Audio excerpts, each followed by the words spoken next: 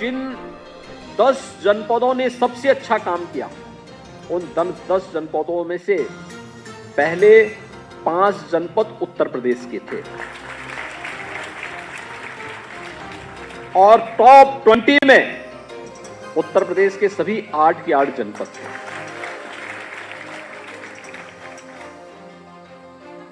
यानी नियमित मॉनिटरिंग और शासन के द्वारा कोई अतिरिक्त पैसा नहीं दिया गया। प्रधानमंत्री जी की शर्त थी कि कोई पैसा अतिरिक्त नहीं देना है, कन्वर्जन के माध्यम से सारे कार्य होने हैं और परिणाम हम सबके सामने। और रिजल्ट ये बताता है कि समस्या पैसा नहीं है, समस्या उसके नियोजन की और उचित समीक्षा और उसकी उचित मॉनिटरिंग की। और जैसे ये कार्य प्रारंभ हुआ, परिणाम सामने आता हुआ दिखाई देने लग गया और इसीलिए हम सब ने उसी से प्रेरणा प्राप्त करके आदरणीय प्रधानमंत्री जी की प्रेरणा से, उनके मार्गदर्शन में ऐसे जो 826 विकास खंड हैं, उन विकास खंडों में भी 100 ऐसे चयन किए जो इन सभी पैरामीटर्स में पीछे छूट गए। उनको विकास की मुख्य धारा के साथ जोड़ने के साथ साथ सामान्य जनपदों की तर्ज पर हम आगे विकसित कर सके, इस पर कार्य प्रारंभ करने के लिए हम लोगों ने नियोजन विभाग में डैशबोर्ड बनाया, चयन की प्रक्रिया प्रारंभ की और मुझे सबसे अच्छी प्रसन्नता इस बात की है कि 26,000 से अधिक लोगों ने इसके लिए आवेदन किया। चयन होने थे 100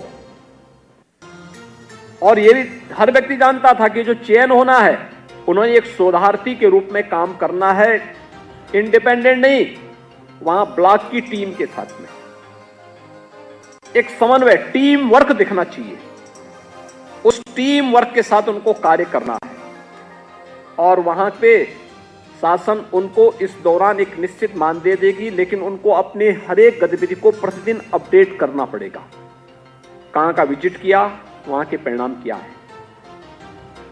ये इस देश से जो 100 सीएम फेलो चयनित हुए हैं, विगत कुछ दिनों से इनकी ट्रेनिंग के कार्यक्रम यहां पर ग्रामीण संस्थान में, पंडित दीनदयाल उपाध्याय ग्रामीण विकास संस्थान में इनके ट्रेनिंग के कार्यक्रम संपन्न हुए और संपन्न होने के बाद आज उन्हें टैबलेट वितरण का कार्यक्रम के साथ ही उसके लिए नियुक्ति के लिए अधिकृत भी किया जा रहा है कि वे लोग इसके बाद जाएंगे, नियोजन विभाग के मार्गदर्शन में वहां पर कार्य करेंगे, अपनी ब्लॉक की टीम के साथ समन्वय बनाते हुए वहां कार्य करेंगे।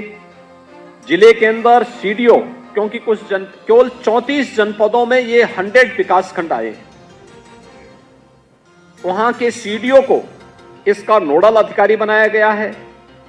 बीडीओ और उनकी पूरी टीम के साथ उन्हें काम करना है और उस कार्य के परिणाम को प्रतिदिन अपलोड करते हुए नियोजन विभाग के डैशबोर्ड के माध्यम से करना। डैशबोर्ड का हम प्रतिदिन अवलोकन कर सकते हैं कि कहां पे क्या प्रोग्रेस है और उस प्रोग्रेस के आधार पर फिर रैंकिंग होगी, कौन किस विकास खंड की क्या रैंकिंग है, उसमें क्या सुधार हुआ है और फिर नीति आयोग की तर्ज पर उन्हें इंसेंटिव देने की कार्रवाई भी हम उन विकास खंडों को अतिरिक्त भी देंगे कि उन्होंने ये काम किया, उसके लिए हम एक सहयोग करने जा रहे हैं, इसमें करने एक सहयोग करने जा रहे हैं। इस दिशा में हमें इसको आगे बढ़ाना होगा।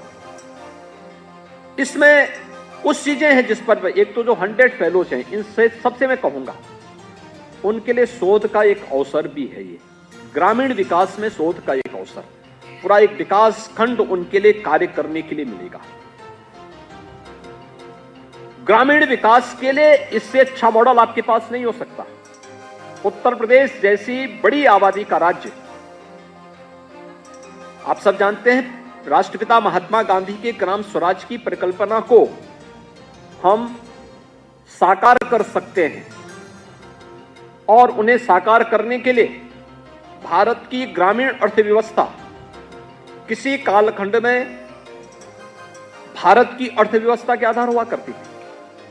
आज भी आप देखते होंगे गांवों में हर तबके का व्यक्ति है, जाति अलग हो सकती है, मत और मजहब अलग हो सकते हैं, पूजा पद्धति अलग हो सकती है, लेकिन पूरा गांव एक परिवार की भांति काम करता हुआ दिखाई देता है। यह आवश्यक नहीं कि किसी के पास जमीन है और किसी के पास नहीं है तो हम इसकी जमीन को बांट के उसको दे दें। नहीं, इसके पास जमीन है तो दूसरे के पास स्किल है, ये दोनों मिलकर के काम करते थे, परिणाम सामने आता था। गांव में कोई खेती कर रहा है तो कोई बाजार के साथ जुड़ा हुआ है। बीज से बाजार तक की व्यवस्था एक ग्राम पंचायत स्वयं उपलब्ध करवाती थी। गांव में गांव की व्यवस्था हर एक के साथ जुड़ी हुई थी। गांव का पुरोहित भी है तो गांव का नाऊ भी है, गांव का कारपेंटर भी है, गांव का बढ़ई है, गांव का राजमिस्त्री है, गांव का ये सब कुछ है। और पूरा गांव अपने आप में आत्मनिर्भर इकाई के रूप में विकसित होकर के आत्मनिर्भरता के लक्ष्य को प्राप्त प्रदान करता था। किसी के सामने हाथ फैलाने की आवश्यकता नहीं थी। यही थी राष्ट्रपिता महात्मा गांधी की ग्राम स्वराज की परिकल्पना। उस आत्मनिर्भरता को प्राप्त करने के लिए ही हम लोगों ने प्रधानमंत्री जी के मार्गदर्शन में प्रदेश के अंदर 1 डिस्ट्रिक्ट 1 प्रोडक्ट की अपनी यूनिक योजना प्रारंभ की। ये जनपद स्तर पर है। इसको हम कुछ दिनों में इसके विस्तार की कार्य योजना को भी लेकर के आगे कार्य कर रहे हैं। लेकिन मैं आप सबसे कहूंगा जो 100 सीएम फेलोज आज शोधार्थी के रूप में उन विकास खंडों में तैनात हो रहे हैं, उनसे मेरा आग्रह होगा कि वहां पर जाकर के उनको कुछ कार्य करने होंगे। और अपना देखिए, हमारी सबसे बड़ी कमी क्या, हम अपने कार्यों का डॉक्यूमेंटेशन नहीं कर पाते, डाटा को कलेक्ट नहीं कर पाते। और जब हमारे पास डाटा नहीं है, डॉक्यूमेंटेशन की कार्रवाई हमारी कायदे से नहीं होती है, तो फिर हम उस पर कोई अच्छा शोध पेपर भी तैयार नहीं कर पाते। मैं आपको बताऊं, अभी हम लोगों ने मंत्री समूह अपने गठित की। वे मंत्री समूह जगह जगह जा रहे हैं। वे नियमित रूप से रिपोर्ट भी मुख्यमंत्री कार्यालय को उपलब्ध करवाते हैं। 75 जनपद थे तो मैंने 25 जनपद स्वयं ले, 25 जनपद केशव प्रसाद मौर्य जी को, 25 जनपद श्री ब्रजेश पाठक जी को दिए कि भाई हम लोग भी विजिट करें और देखें मंत्री समूह के कार्य के साथ साथ वहां पर कार्य की गति को कैसे तेज किया जा सकता है। उसके परिणाम अच्छे आए, लेकिन परिणाम के साथ साथ हम अपनी रिपोर्ट को कैसे डॉक्यूमेंटेशन के रूप में कर सकते हैं। मैंने देखा मेरे पास 25 जनपदों की पूरी एक थीसिस श्री ब्रजेश पाठक जी ने प्रस्तुत की। उन्होंने कहा कि देखिए, मैं इन जनपदों में गया था और इन जनपदों को इस रूप में हमने वो करके बैठक ली, अलग अलग ग्रुप के साथ कैसे हम बैठे, उसके परिणाम कैसे सामने आए। अपने आप में इतनी मोटी थीसिस तैयार हो गई। वो अपने आप में एक डॉक्यूमेंटेशन है। उस पर अगर वो लिखना चाहेंगे, अपने आप में एक बहुत अच्छी पुस्तक लिख सकते हैं, क्योंकि ये हम समाज से ले रहे हैं और एक अवसर होगा आपके पास कार्य करने का।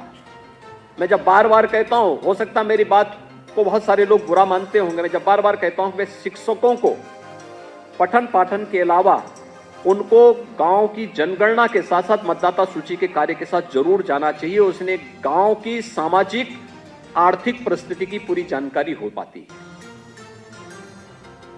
वो शिक्षा क्या जो हमें केवल सैद्धांतिक जानकारी तक, अक्षर ज्ञान तक सीमित रखे। अगर व्यावहारिक जानकारी न दे सकते तो शिक्षा का कोई मतलब नहीं जीवन में। व्यावहारिक जानकारी, जिस गांव में हम लोग जा रहे हैं उन गांवों में जाकर के जहां हम बच्चों को पढ़ा रहे हैं, हमें जानकारी तो होनी चाहिए इस गांव में कितने परिवार रहते हैं, किन किन परिवारों की आर्थिक स्थिति क्या है, कितने लोग सरकारी नौकरी में हैं, कितने लोग कृषि के साथ जुड़े हुए हैं, कितने लोग व्यापार के साथ जुड़े हुए हैं, कितने लोग स्ट्रीट वेंडर हैं, कितने लोग श्रमिक हैं, कितने पशुपालक हैं, कितने लोग किस किस कार्य के साथ जुड़े हुए हैं। ये जानकारी तभी होगी जब हम डोर टू डोर जाएंगे, एक एक घर का सर्वे करेंगे और जानकारी लेने के बाद फिर उस सर्वे को शासन को भी अवगत कराएंगे। बहुत सारे ऐसे कथित विद्वान हैं जिन्होंने कहना शुरू कर दिया इन शिक्षकों से अब और दूसरा काम लेना ही नहीं है, अब इनको केवल विद्यालय में ले जाना है। और मुझे लगता है कि मैं उस दिन के आदेश को भी देखने वाला हूं जिस दिन वो ये कहेंगे कि कोई आवश्यकता नहीं, ये लोग घर से भी ऑनलाइन अपना पढ़ा सकते हैं, क्योंकि कोरोना नहीं भी है तो क्या दिक्कत आ रही, पढ़ा रहे हैं तो पढ़ा रहे हैं, कौन बात है। वो तो हो ही रहा है। उसमें भी कोई आदेश किसी दिन आ जाएगा, कोई उसमें भरोसा नहीं जी। लेकिन हम सबको व्यावहारिकता को जानना पड़ेगा और उसकी सच्चाई को भी जानना पड़ेगा और उस सच के तह में जाकर के हम लोगों को कार्य करना होगा। और इसलिए 100 जो शोधार्थियों को आज हम भेज रहे हैं, उनसे मैं एक आग्रह करूंगा कि अगला 2 साल 3 साल तक उन्हें उन विकास खंडों में कार्य करना पड़ेगा और कार्य करते हुए अपना परिणाम देना पड़ेगा। और जब वहां पर जाएं तो एक अपना अच्छा शोध ग्रंथ भी लिखें ग्रामीण विकास पर, क्योंकि आप में से मैं देख रहा था ज्यादातर लोग पीएचडी हैं, एमटेक हैं, एमफिल हैं। और आपके लिए एक अवसर होगा, क्योंकि आपका यह शोध ग्रंथ अपने आप में, देखिए, लिखने की सीखने में किसी भी उम्र में सीखने में कोई गुरेज नहीं होना चाहिए, कोई परहेज नहीं होना चाहिए। हर दिन हर उम्र हमारे लिए सीखने की होती है, कुछ नयापन देने की होती है। भारत की परंपरा तो यही कहती है कि आनो भद्रा कर्तो यंतु विश्व, यानी ज्ञान की परंपरा जहां से भी आ सकती है, ज्ञान की उस धारा के साथ हमें अपने आप को जोड़ना चाहिए और ज्ञान की उस धारा के साथ जोड़ करके आप अपने आने वाली पीढ़ी को बहुत कुछ दे सकते हैं। जो 100 सीएम फेलोज आज यहां पर हम भेज रहे हैं 100 विकास खंड के लिए, जो आकांक्षात्मक विकास खंड है, इन 100 विकास खंडों को हमें एक नई ऊंचाई तक पहुंचाना है, सामान्य जनपदों से भी अच्छी श्रेणी में पहुंचाना है। हमारे विभागों के अपर मुख्य सचिव, प्रमुख सचिव और विभागाध्यक्षगण भी हैं, मैं उनसे कहूंगा कि वे सुनिश्चित करें कि इन 100 विकास खंडों में पूरा मैन पावर रहे, कहीं भी मैन पावर की कमी ना हो।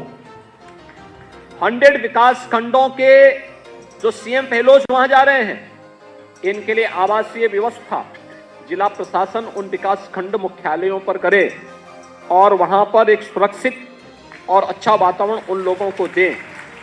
उन्हें वहीं से फिर पूरे विकास खंड का भ्रमण विकास टीम के साथ और अकेले भी जाकर के करना होगा।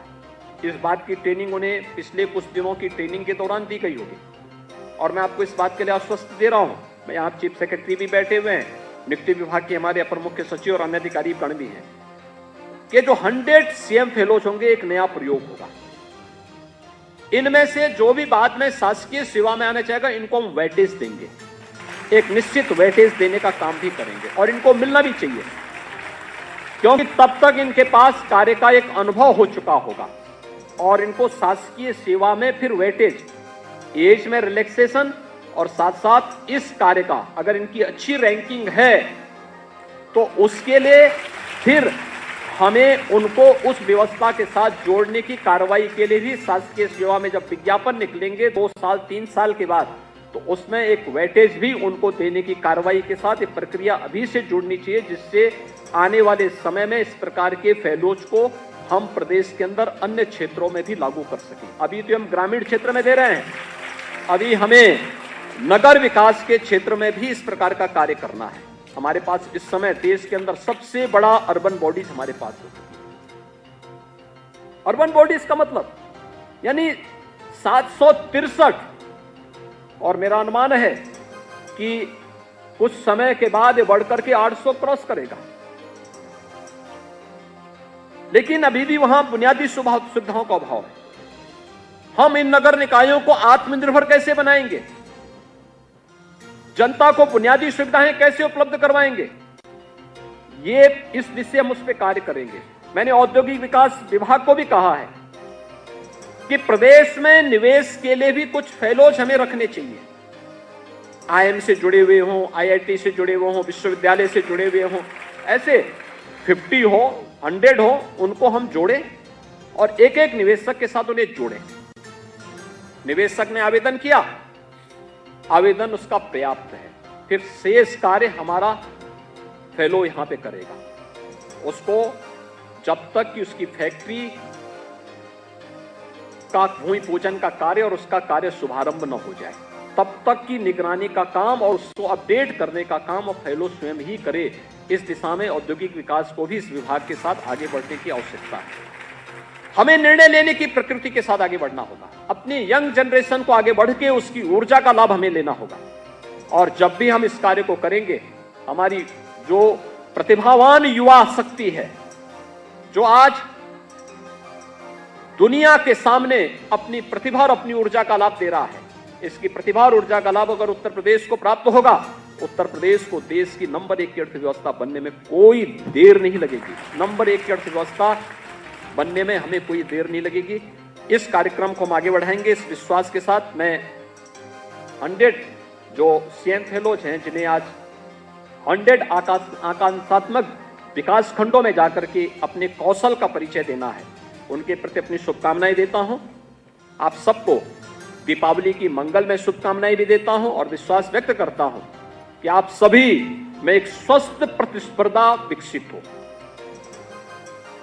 एक स्वस्थ प्रतिस्पर्धा विकसित हो।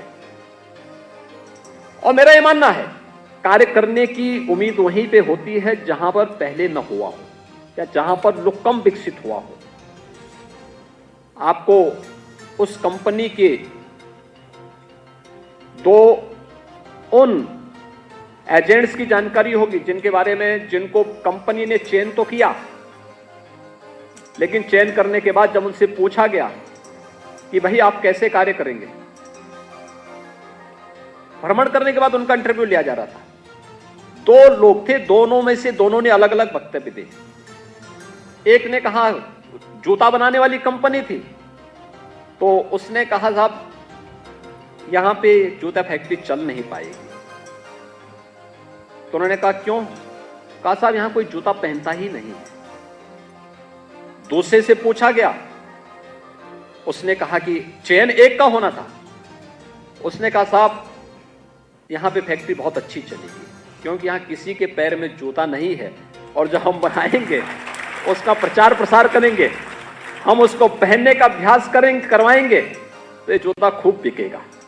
और उस 2 सेकंड वाले का ही चयन हुआ, जिसने कहा साहब यहां पे चलेगा क्योंकि यहां संभावना है, और वह संभावना आपके लिए अपने आप को, अपने कौशल को दिखाने का एक अवसर 100 विकास खंडों के अंदर 100 सीएम फेलोज को उपलब्ध कराया जा रहा है।